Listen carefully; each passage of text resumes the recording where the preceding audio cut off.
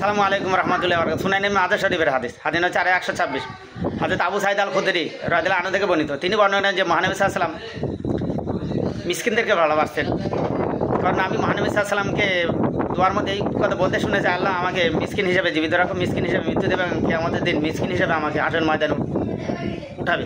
হাদিস সুনানে ইবনে মাজাহ। ব্যাখ্যা: দেখুন, নবী সাল্লাল্লাহু আলাইহি ওয়াসাল্লাম মিসকিনদের ভালোবাসতেন এবং তিনি মিসকিন হায়াত জীবন যাপন করতে চেয়েছেন।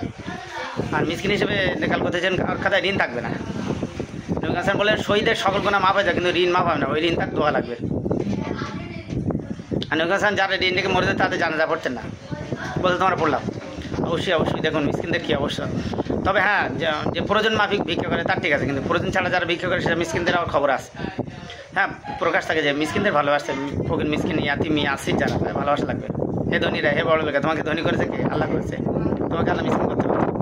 অবশ্যই তুমি নিজে কামাই করছো, তোমার কেদানি নাই, তুমি এমন আল্লাহর এমন অড্ডা বান্দা না, তুমি অড্ডা তুমি ইবাদত করেছো আর তুমি একে আল্লাহ ঠেলে দিয়েছে নয়, আল্লাহ তোমার পরীক্ষায় ফেলেছে।